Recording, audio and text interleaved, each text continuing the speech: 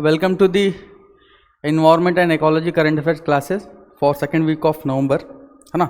Today we will be covering around 10 topics like the WMO report. Recently WMO has come up with some report, है ना, उसके बारे में discuss करेंगे WMO report के बारे में.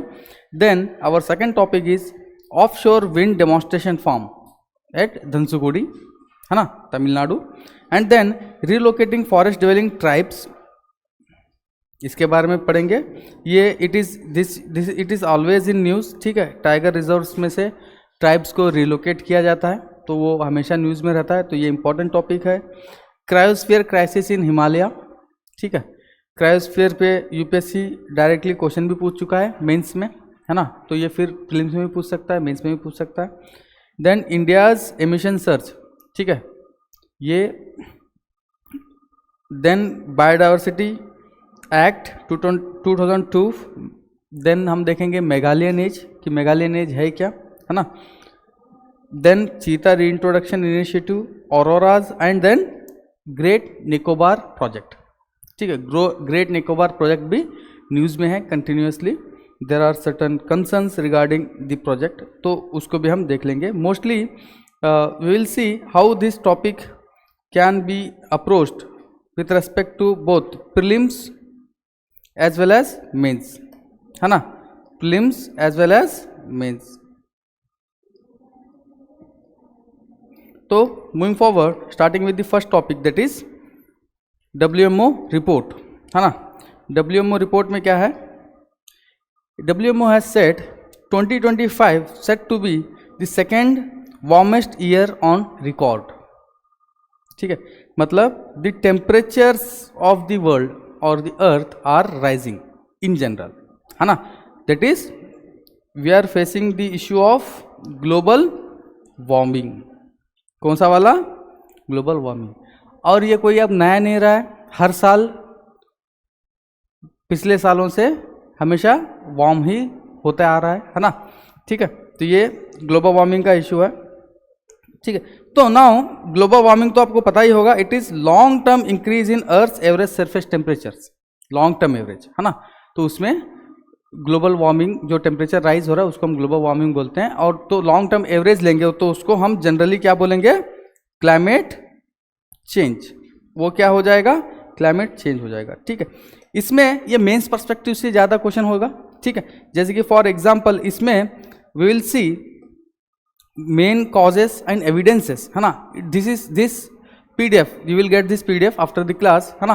this is very meticulously designed, है ना, जहाँ पे I will tell you how to use this content from the PDF also, है ना. जैसे कि for example causes दिया है, then impacts और efforts. आंसर्स में यही सब लिखते भी हैं, है ना. तो major causes for the rising temperatures in general are rising greenhouse gases. Green house gas emission बढ़ रहा है तो उसके वजह से क्या हो रहा है अपना global warming, green house effect उससे बढ़ रहा है, ठीक है, वो हो जाएगा. जैसे कि फॉर एग्जांपल सपोर्टिंग डेटा कहाँ पे है? Global CO2 levels reach record high in 2020-25, ठीक है. 24-25 में record level of CO2 emit हुआ है. इसके साथ ही एक और डेटा है, आगे टॉपिक में आएगा, उस पर भी डिस्कस करेंगे, ठीक है. Then ocean heat and sea level rise. जैसे कि for example oceans are major sink of both temperatures and CO2. सबसे ज़्यादा जो टेम्परेचर ऑब्जॉर्ब होता है वो ओशंस में होता है ना, वो ओशन में होता है. जैसे कि हमने specific heat of water, land and water पढ़े थे ज्योग्राफी में, ठीक है, वो वाला होता है, सबसे ज़्यादा यहाँ पे होता है. Then melting polar ice and glaciers, ठीक है, melting of polar ice and glaciers, ये एक एविडेंस है, ठीक है. जैसे कि फॉर एग्जांपल यहाँ पे there is decline in Arctic sea 13% decadal, है ना. डिकेड ऑन डिकेड कितना परसेंट डिक्लाइन हुआ है आर्कटिक सी में आइस? 13%. ये आपको याद रखना चाहिए. देखो ये जो डेटा है आप एक तो ये मेंस के आंसर में यूज करेंगे, उसके साथ साथ जैसे कि फॉर एग्जांपल अगर से प्रीलिम्स में अगर से क्वेश्चन पूछा, है ना, बिकॉज ऑफ ग्लोबल वार्मिंग और इम्पैक्ट्स और एविडेंसेस ऑफ ग्लोबल वार्मिंग अगर से पूछा, वहाँ पे पूछ सकता है Arctic ice has drastically reduced since last decade, now this drastically, है ना, ये तो क्या है एक्सट्रीम वर्ड है, उससे भी आप निकाल सकते हो, बट तो यहाँ पे आपको एक कितना है 13% reduce, this is not drastic, हाँ ड्रास्टिक नहीं है, थोड़ा सा रिड्यूस हुआ है 10% 15%, और ड्रास्टिक नहीं होगा। तो ये वाले भी आपको आइडिया होने चाहिए, ऐसे ड्रास्टिक बोल के देगा तो हाँ होगा नहीं होगा, कि जनरली इमोशंस में क्या होता है, हाँ ग्लोबल वार्मिंग हो रही है, क्लाइमेट चेंज हो रहा है, उसके वजह से हाँ हो गया होगा ड्रास्टिक रिडक्शन इन आइस, ये भी हो सकता है ना, लेकिन वैसे नहीं है, ये आपको चीज़ें ध्यान रखना है, ठीक है। Then what are the impacts, है ना, सेक्टोरल, जैसे for example climate and weather, because of global warming there are extreme weather events, extreme weather events, जैसे कि for example there is increase in intensity, है ना, क्या हुआ है, there is increase in intensity and frequency of cyclones, increase in intensity and frequency of cyclones, ये भी आप साइड कर सकते हो, ठीक है, ये सारी चीज़ें हैं। देन एग्रीकल्चर पे इसका इम्पैक्ट है, ग्लोबल वार्मिंग और इंक्रीजिंग वार्मिंग टेम्परेचर्स के वजह से हमारे सॉइल डिग्रेडेशन या सॉइल की क्वालिटी भी कम हो रही है, उसके साथ साथ हमारा क्रॉप यील्ड क्या हो रहा है, कम हो रहा है। बायोडाइवर्सिटी रिडक्शन इन बायोडाइवर्सिटी, जैसे कि for example coral bleaching and species extinction. Coral bleaching, corals जब पढ़ा रहते, कोरल ब्लीचिंग क्या होता है, बेसिकली सी सरफेस टेम्परेचर बढ़ने की वजह से, यार जनरली वार्म टेम्परेचर्स होने की वजह से ओशंस के, कोरल्स में क्या होता है, जो उसके लाल पीले हरे नीले कलर के जो फाइटोप्लैंक्टन्स होते हैं वो सिम्बायोटिक रिलेशन उनका टूट जाता है, उसके वजह से वो पूरा लाइमस्टोन सेल्स दिखने लगते हैं, तो दैट इज कोरल ब्लीचिंग, है ना। तो उससे, and corals are the one of the most diverse, है ना, और most diverse ecosystems having high biodiversity in oceans, ठीक है। तो कोरल्स डैमेज होंगे तो बायोडाइवर्सिटी पे डायरेक्टली क्या है इम्पैक्ट इसका होगा, ठीक है। Then human health and economy, human health में देखो हीट स्ट्रेस, जैसे कि for example there are numerous heat waves, Assam में पहली बार 50 साल में 60 साल में पहली बार हीट वेव आया था, है ना, ये भी हुआ। तो इससे क्या, हीट वेव से ओल्ड एज और चिल्ड्रन को हेल्थ इश्यूज होते हैं, है ना, हीट स्ट्रोक होते हैं, है ना। उसके साथ साथ देन वाटर बॉर्न डिसीजेज भी हो रहे हैं, मलेरियल है, टाइफॉइड है, वगैरह वगैरह सब होते रहता है। देन इकोनॉमी, इकोनॉमी में भी इम्पैक्ट है, जैसे कि for example damage to infrastructure because of flooding, floods, urban floods, cyclones, ठीक है, स्टॉर्म सर्जेस, ये सभी की वजह से क्या होता है, हमारा इकोनॉमिक भी इम्पैक्ट होता है। उसके साथ साथ बिजनेस साइकिल भी इम्पैक्ट होता है। एग्रीकल्चर इंडिया में जैसे कि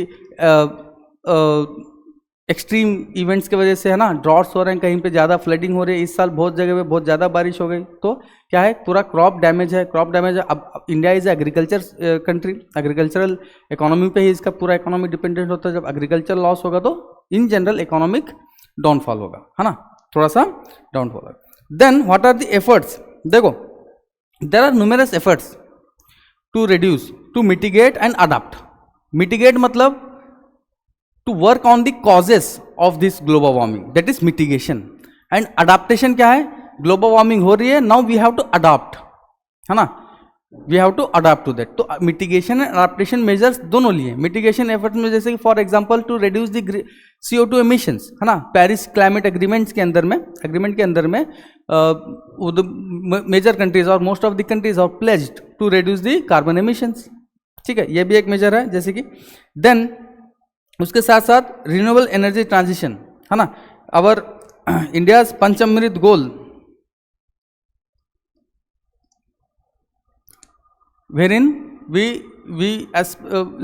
said we will achieve 50%, more than 50% of renewable energy, and India is around 50% of, India has that 50% renewable energy in its energy composition, ठीक है। उसके साथ साथ में अर्ली वार्निंग सिस्टम, अब ये क्या है, अडाप्टेशन में आएगा।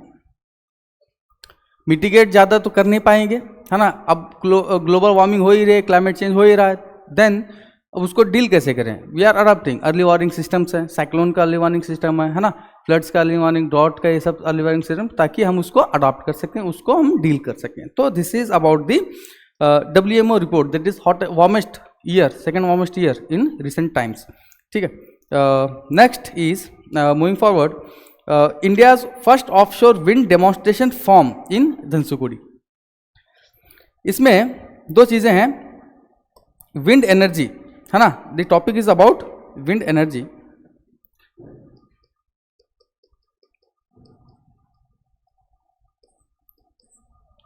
विंड एनर्जी कैसे हार्वेस्ट करते हैं?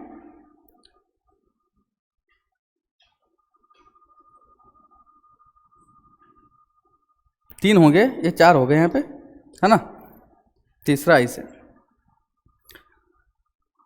Now this require huge land. यहाँ पे हम माउंटेन्स पे, विंड कहाँ पे चलते हैं ज़्यादातर, थोड़ा सा ऊपर जाएंगे, थोड़ा सा हाइट पे, अराउंड 120 to 150 मीटर्स में विंड का स्पीड अच्छा खासा होता है, where we can harness that wind power for electricity generation. ठीक है, अब ये जो टर्बाइंस है, we can use them on land, we can use them on land. अब इसमें फॉरेस्ट डिग्रेडेशन और डिफॉरेस्टेशन का चांसेस हैं। क्यों? हम इनको हिल्स पे चढ़ाना पड़ेगा, ठीक है, सॉइल एंड स्लोप डिस्टेबलाइजेशन इससे हो रहा है, ठीक है, उसके साथ साथ बर्ड्स का इशू है ना, तो ये सारे इश्यूज हैं, इकोलॉजिकल चैलेंजेस हैं। तो एक चांस और है, दैट इज, अब ये जो लैंड पे है इसको हम बोलते हैं ऑनशोर। क्या बोलेंगे? Onshore. Now the second thing is offshore. Offshore क्या होता है? इनटू द वाटर्स और सी, है ना, थोड़ा लैंड से, कोस्टल एरिया से थोड़ा सा सी में, अंदर में, है ना, वो ऑफशोर विंड है। बिकॉज अगर से हम ऑफशोर विंड में जाते हैं तो लैंड डिग्रेडेशन या फिर फॉरेस्ट डिफॉरेस्टेशन वगैरह का होगा, ये इश्यूज थोड़ा सा नहीं होगा, है ना। And then if you can remember, यहाँ पे सी ब्रीज है ना, एंड लैंड ब्रीज। दिन में क्या होगा? सी ब्रीज चलेगी, रात में लैंड ब्रीज चलेगी, तो कंटिन्यूअसली विंड का मूवमेंट रहेगा, तो उसके वजह से कंटिन्यूअसली हम विंड जनरेट भी कर पाएंगे। तो इसका ये पोटेंशियल है ना। तो India has huge potential at 120 metres, around 650 gigawatt का इंडिया का पोटेंशियल है विंड एनर्जी का, है ना। And around 150 metres it is around 1000 gigawatts, मतलब height 100 metre 120 metre above sea level. अगर से उस हाइट पे हम विंड टर्बाइंस लगा रहे हैं तो we have around 650 gigawatts of potential, है ना। अगर से हम 30 मीटर और थोड़ा सा हाइट बढ़ाएंगे तो we have around 1000 gigawatt of potential, ठीक है, तो ह्यूज पोटेंशियल। तो to harness this offshore wind, है ना, wherein we can see this use this sea breeze and land breeze and turbine can be use continuously, है ना। We are now research, we are moving towards this offshore winds और offshore wind mills, है ना, ये वाला है। इसके अंदर वही सारी चीजें हैं, इश्यूज रहेंगे। Next is this next topic is relocating forest dwelling tribes from tiger reserves. Now this topic has always been in news, ठीक है, कहीं ना कहीं ये होता रहता है बिकॉज ऑफ टाइगर रिजर्व्स, है ना। टाइगर रिजर्व्स, इसमें हम देखते हैं प्रीलिम्स एस्पेक्ट में क्या रहेगा। प्रीलिम्स एस्पेक्ट में tiger reserves are declared as a protected areas under wild life protection act of 1972, ठीक है, and they are in under the ambit of national tiger conservation authority, ठीक है, डायरेक्ट ये देखता है ना।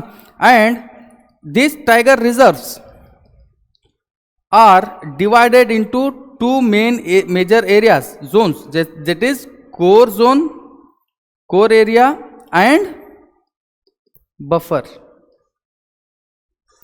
Now the issue is, in core area there should not be any human presence, है ना। बफर जोन में there can be many activities, tourism activity, है ना, रिसर्च एक्टिविटी, ये सारा बफर जोन में हो सकता है, कोर एरिया में ये नहीं होना चाहिए। Now India has around 58 tiger reserves, now around 58 tiger reserves.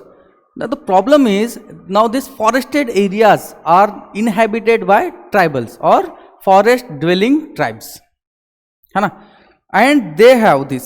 Now there are multiple acts, multiple statutory obligations wherein they are in conflict with each other. इसीलिए बार बार न्यूज में भी है.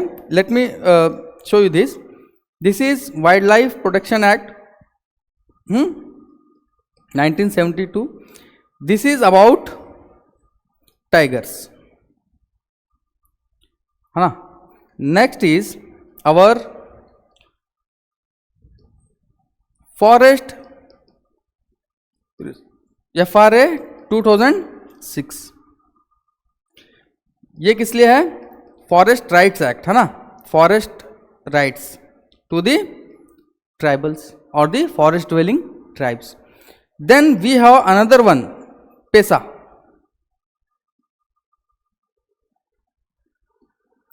Where we have decentralised.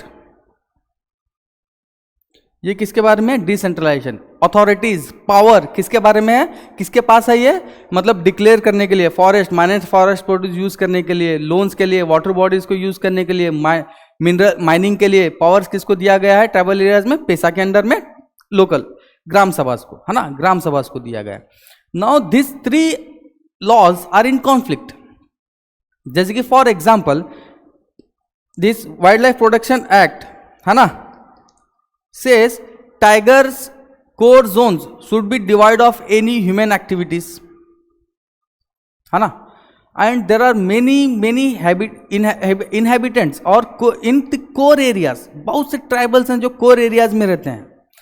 they have that right under FRA Act.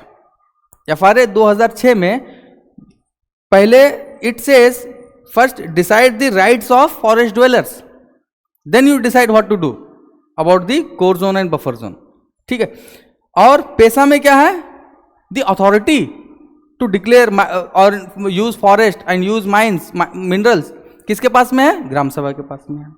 तो this NTCA is or the Wildlife Protection Act is in conflict with these 2 different acts.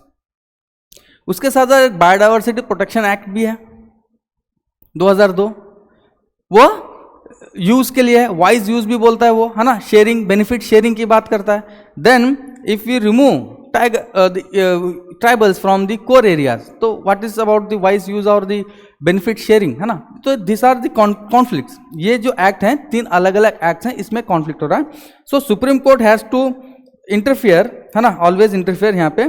Then तो this is about the news, है ना, this is about the tiger reserve, core zone वगैरह वगैरह हो गया. तो इसमें फॉरेस्ट राइट एक्ट्स के बारे में भी दिया गया है. नाउ आवर ट्राइबल मिनिस्ट्री, हाँ, ministry of tribal affairs has come up with the framework for relocation of the tribals from the core zones. उसमें कहा है कि relocation should be a last resort. पहले क्या होता था?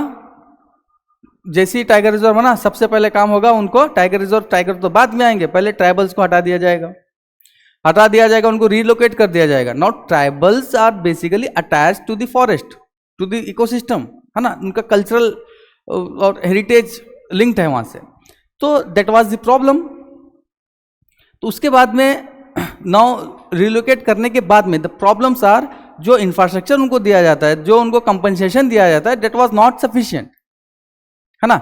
लाइवलीहुड्स उनको नहीं मिलते हैं because they are not educated in the modern system, है ना. तो ये सब प्रॉब्लम्स थे.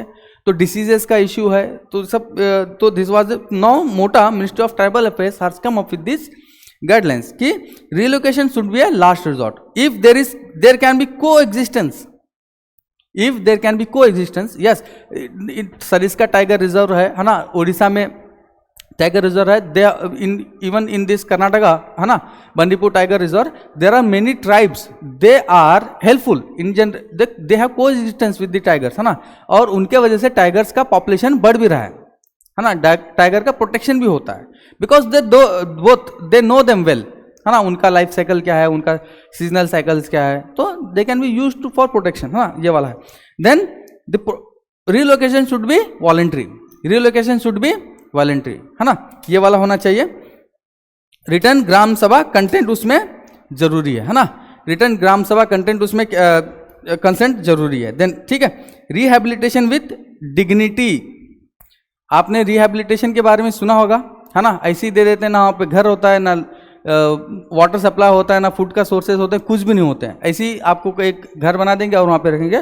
नाउ मोटा हैज सेड कि it should be with dignity, मतलब secure housing, education, health care, livelihood सब होना चाहिए, है ना, and that should be voluntary, है ना, मॉनिटरिंग एंड ट्रांसपेरेंसी होना चाहिए, joint implementation, ministry of tribal affairs and ministry of forest and environment climate change, ये जॉइंट एफर्ट्स रहेंगे, आप अकेले से नहीं कर सकते हो, ठीक है।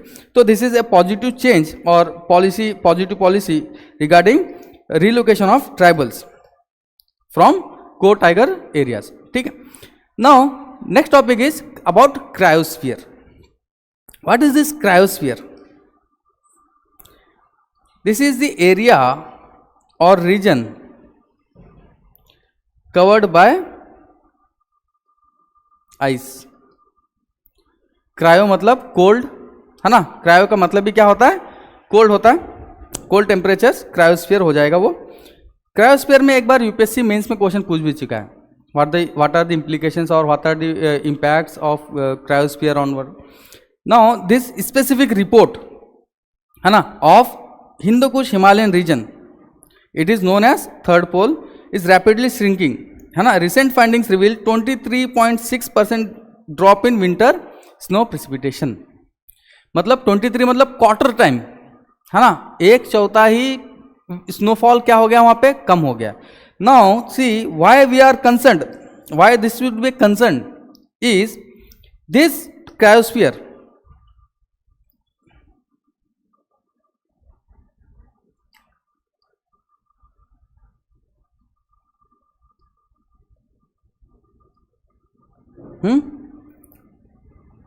यहाँ पे अफ्रीका है,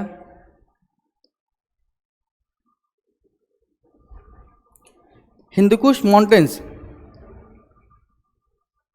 यहाँ से, देन हिमालयास, देन क्या है, Himalayas, this are known as third pole, ये क्या करते हैं, third pole of the world.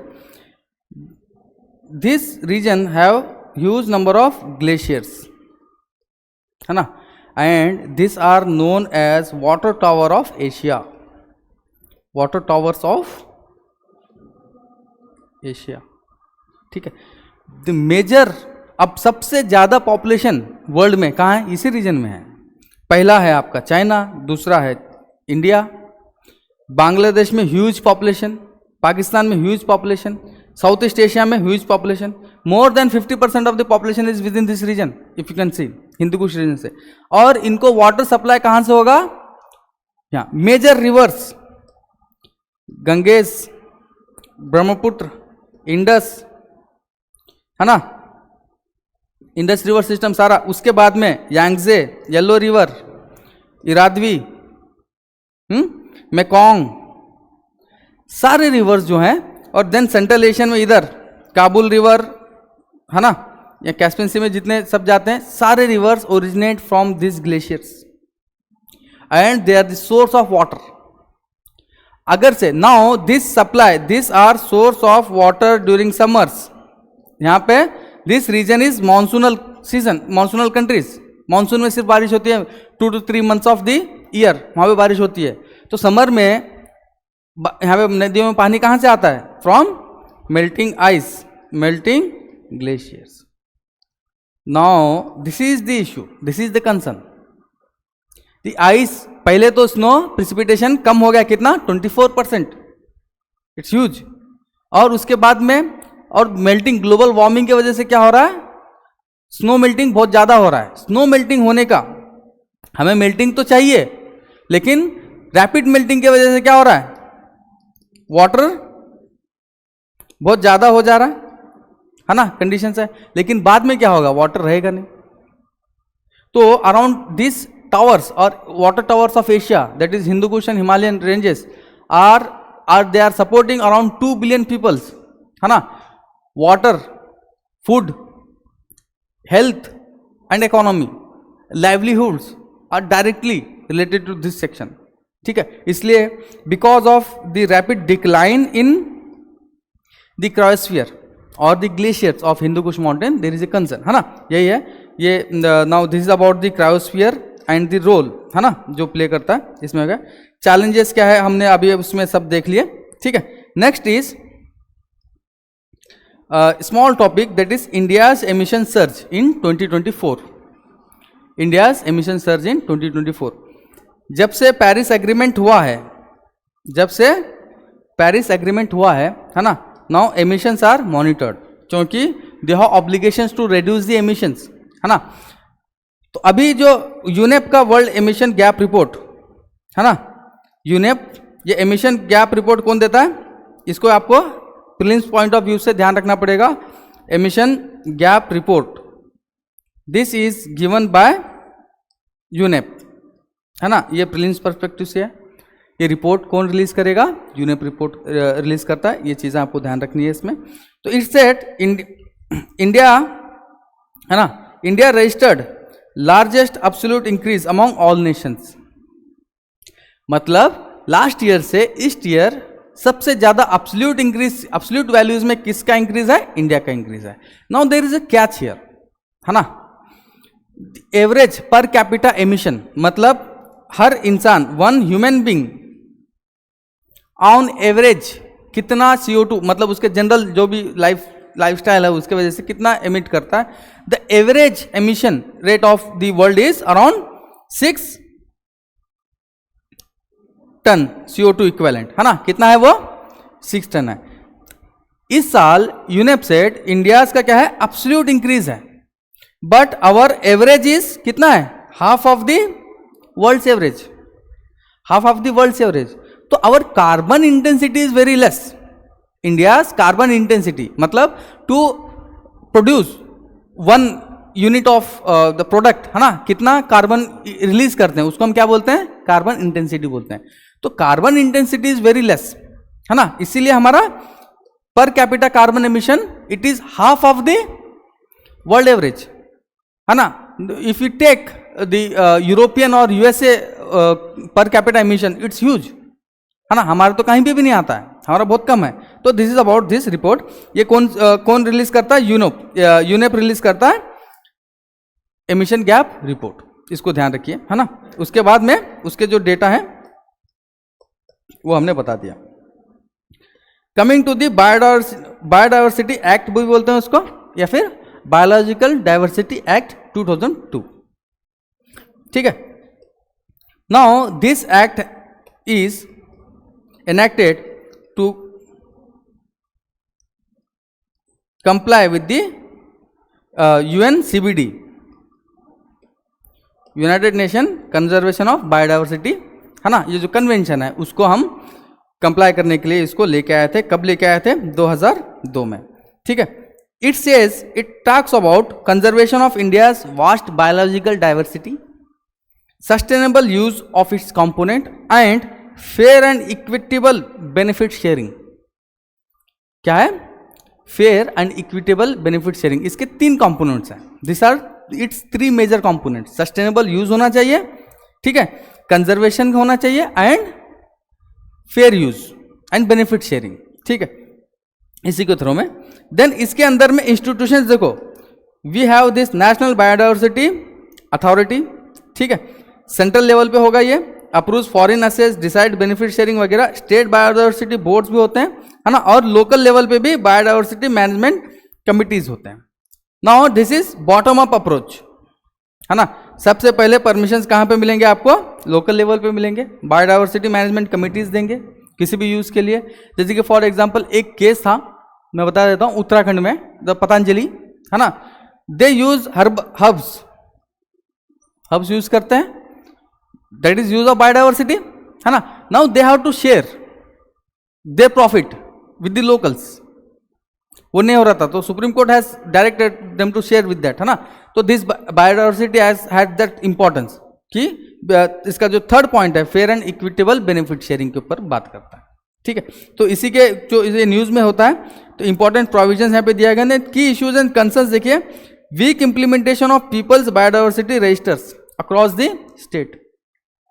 जो लोकल बायोडाइवर्सिटी मैनेजमेंट कमिटीज हैं, है ना, उनका रेस्पॉन्सिबिलिटी क्या है, they should maintain a register कि हमारे एरियाज में ये बायोडाइवर्सिटी है ना, तो उसको ये यूज हो सकता है, तो वो रजिस्टर हमारे पास नहीं है। ये सबसे बड़ा इसका क्या है, वीकनेस है। Limited capacity of biodiversity management committees and delay in benefit sharing payments. आपको लगता है कहीं पे बेनिफिट शेयर हो रहा होगा? इतना ज़्यादा, इतने बड़े बड़े हर्बल कंपनीज हैं, है ना, और वो सब कहाँ, ट्राइबल रीजन्स में से है। कहाँ पे आते हैं ये मेजरली? ट्राइबल एरियाज हैं, है ना। बेनिफिट शेयरिंग लॉस तो बात करते हैं, लेकिन उसका इंप्लीमेंटेशन बहुत वीक है। Biopiracy, इनएडिक्वेट monitoring and inconsistent enforcement. Biopiracy जैसे कि फॉर एग्जांपल हल्दी,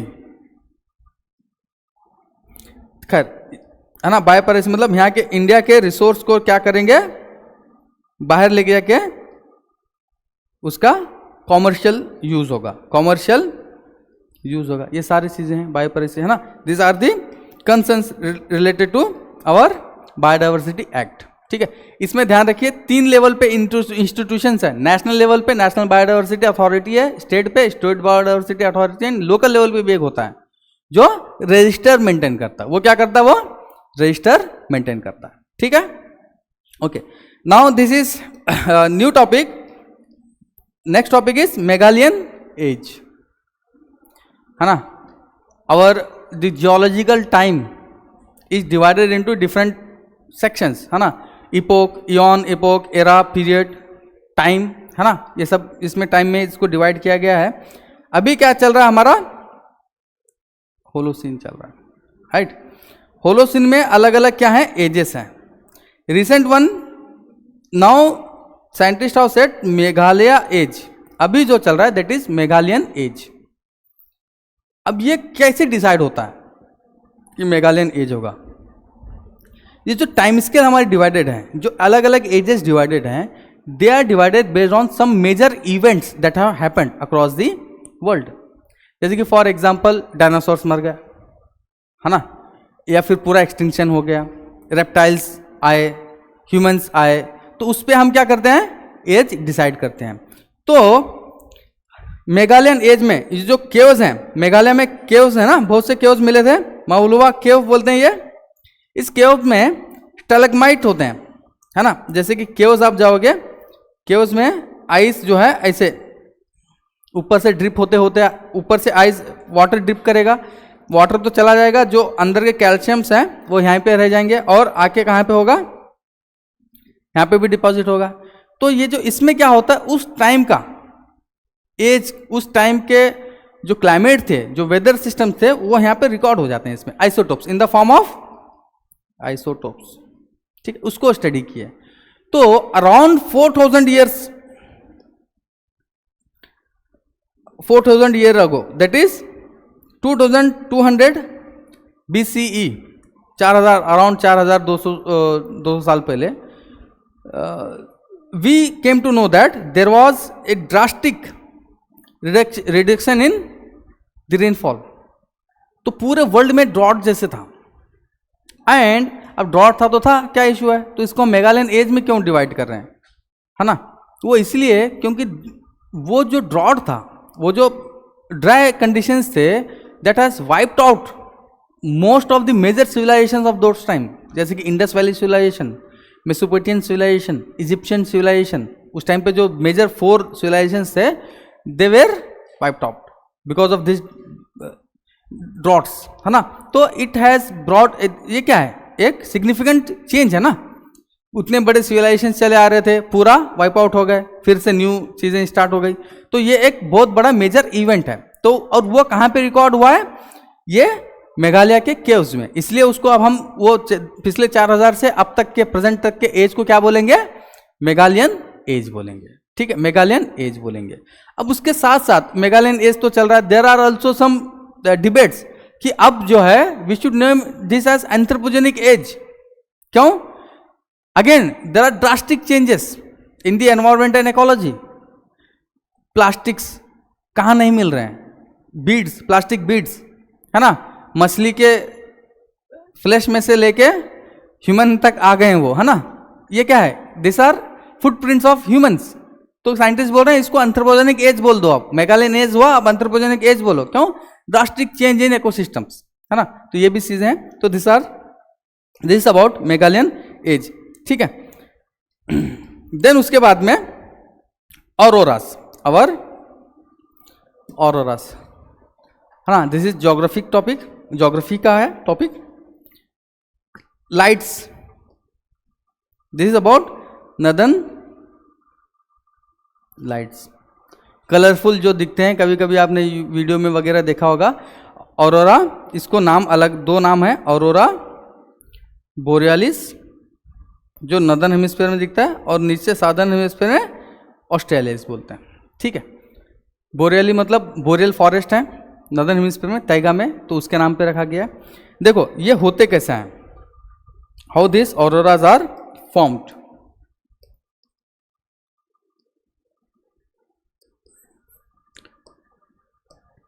These are colorful events or lights, है ना, seen over the Earth's polar areas और mid latitude, ठीक है।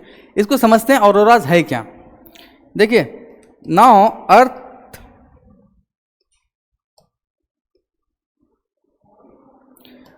अर्थ has this geomagnetism, right. Earth क्या है, अर्थ में जियोमैग्नेटिज्म है ना, and this magnetic fields come out from north pole and go into south pole, ठीक है। ये अर्थ का है, मैग्नेटिक फील्ड्स हैं। ये क्या है, इसको मैग्नेटोस्फीयर भी बोलते हैं, इसको क्या बोलते हैं, मैग्नेटोस्फीयर भी बोलते हैं। And this is very important, it protects earth from harmful solar radiations और डिफरेंट एस्पेक्ट्स। नाउ एक यहाँ पे भाई साहब सन है ना, सन साइकिल होता है, सोलर साइकिल्स होते हैं, है ना। एवरी 11 ईयर्स सन की पोलैरिटी चेंज होती है, सन की पोलैरिटी क्या होती है, फ्लिप होती है। उस टाइम पे सन स्पॉट्स बोलते हैं, सन स्पॉट्स भी ज़्यादा हो जाते हैं, सोलर एक्टिविटी एक्चुअली बढ़ जाती है। दो टाइप की solar activity, solar maxima and solar minima. Maxima में सोलर एक्टिविटीज बहुत ज़्यादा होती है, सोलर एक्टिविटीज ज़्यादा होना मतलब डार्क स्पॉट्स आते हैं, देन ह्यूज सोलर मास एजेक्शन, है ना, जैसे कि फॉर एग्जांपल आग जैसे निकलती है ना, वो सन के सरफेस से पूरी आग जैसे निकलती है, and that are very highly energized particles, ठीक है। वो पूरा ऐसे लगता है जैसे बॉल फेंक के मार रहे हैं, आग से मार रहे हैं आपको, है ना, उस तरह से। तो वो जो पार्टिकल्स हैं, एनर्जाइज्ड पार्टिकल्स हैं, सोलर पार्टिकल्स हैं, रेडिएशंस हैं, वो ट्रैवल करके आते हैं, है ना, वो क्या करते हैं, ट्रैवल करके आते हैं। And now they are electrically charged, electrically charge. अब इलेक्ट्रिकली चार्ज रहने की वजह से they come into our magnetosphere of earth. Magnetic field से क्या करते हैं, वो अलाइन हो जाते हैं, है ना, मैग्नेटिक फील्ड से अलाइन हो जाते हैं यहाँ पे, और यहाँ वाले इस तरह से यहाँ पे हो जाते हैं। नाउ इस एरिया में जैसे कि for example oxygen and nitrogen है गैसेस, ये भी इलेक्ट्रिकली चार्ज रहेंगे। तो ये सोलर रेडिएशंस और ये ऑक्सीजन नाइट्रोजन कंबाइन होके क्या होने लगते हैं, यहाँ पे चार्ज पार्टिकल, है ना, तो कलरफुल लाइट्स उसको जनरेट होते हैं वहाँ पे, इलेक्ट्रिकली चार्ज। जैसे कि इलेक्ट्रिक चार्ज हो तो कैसे चमकता है, बिजली जो वो करंट शॉक लगता है ना, कैसे चार्जेस लगते हैं, तो उस तरह से यहाँ पे भी ये फॉर्म होता है। तो उसको हम बोलते हैं aurora borealis and aurora australis. बस समझ में आई। ये सिर्फ पोल्स पे नहीं होते हैं, इसको आप ध्यान रखना है, ये मिड लैटिट्यूड्स पे भी होते हैं। एंड रिसेंटली जब सोलर एक्टिविटी बहुत ज़्यादा मैक्सिमम पे चल रही थी, ये लास्ट ईयर लद्दाख में भी देखे गए हैं, है ना, ये लास्ट ईयर लद्दाख में भी देखे गए हैं, ठीक है। तो जरूरी नहीं है अगर से क्वेश्चन पूछे कि they are found only in polar areas, तो वो सही नहीं होगा।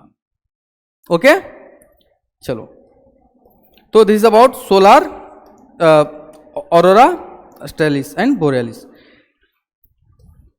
Coming to the next topic, that is Great Nicobar project.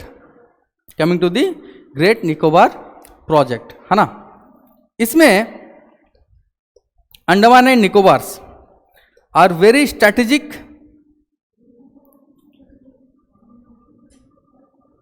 Islands for India, ठीक है।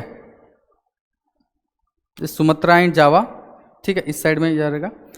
अंडमान एंड निकोबार कहाँ पे, this is Andaman and this is Nicobars. Andaman Nicobar, ठीक है, ये सुमात्रा जावा, यहाँ पे Singapore. This Andaman islands are very strategic. पहले तो इसका स्ट्रैटेजी लिखते हैं, वो तो न्यूज़ है। ग्रेट निकोबार प्रोजेक्ट, वो तो क्या है, अंडमान प्रोजेक्ट क्या है, न्यूज़ है। तो हम थोड़ा अंडमान एंड निकोबार के बारे में पढ़ते हैं। This are very strategic islands here, ठीक है, because they are located very near to the major choke points. Major choke points, choke points क्या होते हैं ये, जैसे फॉर एग्जांपल ये, this is Malacca strait, Malacca strait, ठीक है। तो जितना चाइना से, साउथ चाइना सी से, चाइना से, हांगकांग से जो भी ट्रेड होता है आपका, यूरोप, यूएसए, मिडिल ईस्ट या फिर वेस्ट एशिया से जो भी ट्रेड होता है वो कहां से जाएगा, मलक्का स्ट्रेट से जाएगा। और यहाँ पे एक सुंडा स्ट्रेट, ठीक है, यहां से होके यहाँ ये जो है 10 डिग्री चैनल बोलते हैं इसको, और यहां पे क्या है, डंकन पैसेज, ठीक है। तो इंडिया का ट्राई कमांड भी यहीं पे है, इंडिया का ट्राई कमांड भी अंडमान निकोबार पे है। तो we can keep, India can keep eye on the major sea lanes of the world. क्या है ये, यहां से अब यहां पे एक लक्षद्वीप भी है हमारा, ठीक है, major sea lanes of the world, sea lines of communication यहीं से जाते हैं। तो ये इंपॉर्टेंट है ना। नाउ गवर्नमेंट ऑफ इंडिया, इसके साथ साथ स्ट्रैटेजिक इंपॉर्टेंट के साथ साथ यहाँ पे पोटेंशियल, रिसोर्स पोटेंशियल भी बहुत ज़्यादा है अंडमान एंड निकोबार में। ऑयल एंड गैस का भी पोटेंशियल यहाँ पे बहुत ज़्यादा है। टूरिज्म, इकोनॉमिक पोटेंशियल है, टूरिज्म है। अब कल्चरल पोटेंशियल भी बहुत ज़्यादा है यहाँ पे, जो अनकॉन्टैक्टेड ट्राइब्स भी यहीं पे है, अंडमान में है। अनकॉन्टैक्टेड ट्राइब्स न्यूज़ में थे बहुत बार, ठीक है। 4 मेजर ट्राइब्स यहाँ पे मिलते हैं अंडमान। तो this is very significant region of India, island, Andaman and Nicobar island. Now government of India has come up with this project, great Andaman project, जहाँ पे ग्रेट, ये अंडमान एंड निकोबार प्रोजेक्ट को develop, Andaman and Nicobar island को डेवलप किया जाएगा। दिस इज द प्रोजेक्ट, है ना। Now there are concerns raised by the ecologist और एनवायरमेंटलिस्ट। क्यों, this is very sensitive area. यहाँ पे इक्वेटोरियल रेन फॉरेस्ट आपको मिलते हैं, बायोडाइवर्सिटी हॉटस्पॉट है ना, सेंसिटिव है। Now there is rise in global warming temperatures and climate change, sea level rise भी हो रहा है, ये भी हो रहा है। And there are uncontacted tribes, है ना, ट्राइबल एरियाज हैं वहाँ पे। तो बेसिकली तो environmentalist have rise concerns regarding this project. क्यों, यहाँ पे हम बहुत ज़्यादा एयरपोर्ट्स बना रहे हैं, पोर्ट्स बना रहे हैं वगैरह वगैरह, है ना। तो उसको लेके इसमें कंसर्न्स राइज किए गए, जैसे कि for example great Nicobar holistic development project comprising a transshipment port of Galathea bay, है ना, गोलाथिया बे है, वहां पे ट्रांसशिपमेंट पोर्ट रहेगा। ट्रांसशिपमेंट पोर्ट क्या रहता है, जैसे कि फॉर एग्जांपल बड़ा शिप आया, है ना, वो इंडिया के ईस्टर्न शोर्स पे नहीं आ सकता है या दूसरी तरफ नहीं जाना है, तो वो ट्रांसशिपमेंट पोर्ट पे क्या करेगा, सामान उतारेगा, वहां से छोटे छोटे शिप क्या करेंगे, दूसरी तरफ लेके जाएंगे। तो ट्रैफिक बहुत ज़्यादा बढ़ जाएगी, ठीक है। वहाँ पे कोरल रीफ, कोरल इकोसिस्टम बहुत ज़्यादा है, तो वो सब क्या हो जाएगा, डैमेज हो जाएगा। तो ये कंसर्न है इसका, ठीक है। ग्रीनफील्ड एयरपोर्ट भी यहाँ पे बना रहे हैं, यहाँ पे क्या बना रहे हैं, टाउनशिप भी बना रहे हैं, पावर प्लांट भी बना रहे हैं, अब बताओ, है ना। तो इसीलिए एनवायरमेंटलिस्ट यहाँ पे कंसर्न राइज किए हैं। अब वो तो एक दूसरा है, मेंस में क्वेश्चन पूछ सकता है, व्हाट आर द चैलेंजेस और issues and challenges of great Nicobar, great Andaman project, है ना। तो ये उसमें लिख सकते हो, इकोलॉजिकल है, ठीक है, कल्चरल है, नेचुरल है ना, ये सब सारे चीज़ें इसमें कंसर्न लिखने के बाद, बट उसमें आपको पोटेंशियल भी बताना है चीज़ों का, हम उसको स्ट्रैटेजिक सिग्निफिकेंस है तो उसको हम वो यूज़ कर रहे हैं, ठीक है। ये वाला चीज़ें हो जाएगी। तो यहाँ पे देख लो, एक स्ट्रैटेजिक रिलेवेंस में मलक्का स्टेट दिया गया है, प्रोजेक्ट के बारे में दिया गया है, जिसका कॉस्ट है वहाँ पे, फॉरेस्ट इम्पैक्ट, है ना, जैसे कि फॉरेस्ट इम्पैक्ट देख सकते हैं, around 130 square kilometre of forest will be cut down, ठीक है। इकोलॉजिकल सेंसिटिव एरिया है ये, ठीक है। ट्राइबल राइट्स यहाँ पे शॉम्फेन के हैं, उनके थ्रेटन हो रहे हैं। फिर डिजास्टर रिस्क भी है, सुनामी प्रोन जोन है, सुनामी आती है उधर साउथ चाइना सी और पैसिफिक से आएगी तो इधर भी आएगी। 2004 में जो सुनामी आई थी बहुत ज़्यादा इम्पैक्ट हुआ था अंडमान एंड निकोबार में, ठीक है। ये सुनामी प्रोन एरिया भी है। तो ये सारे एनवायरमेंटल कंसर्न्स इसके रिलेटेड है, किसके, ग्रेट अंडमान प्रोजेक्ट के बारे में। तो this is about the current affairs of this week, wherein we discuss about around 10 topics, जहाँ पे पहला था वार्मेस्ट ईयर रिकॉर्डेड, ये WMO का रिपोर्ट था, ठीक है। तो उसके हमने कॉजेज देखे, फिर इश्यूज जो चैलेंजेस क्रिएट होंगे वो देखे। ऑफशोर विंड फर्स्ट, ये फर्स्ट है, आपको याद रखना पड़ेगा। कहाँ पे ये ऑफशोर विंड डेमोन्स्ट्रेशन फॉर्म कहाँ है, धनुषकोडी में है। ये चीज़ें क्योंकि ये फर्स्ट है तो ये पूछ सकता है, APSC में पूछ सकता है ना, या फिर UPSC में पूछ लेगा, स्टेट पीसेस में ये चीज़ें पूछता है, ठीक है। ट्राइब्स के बारे में हमने देखा, क्रायोस्फीयर मीन्स के परस्पेक्टिव से बहुत इंपॉर्टेंट है, ठीक है, ये सारी चीज़ें। Then we also at last we discuss about auroras and great Nicobar project, ठीक है। Thank you.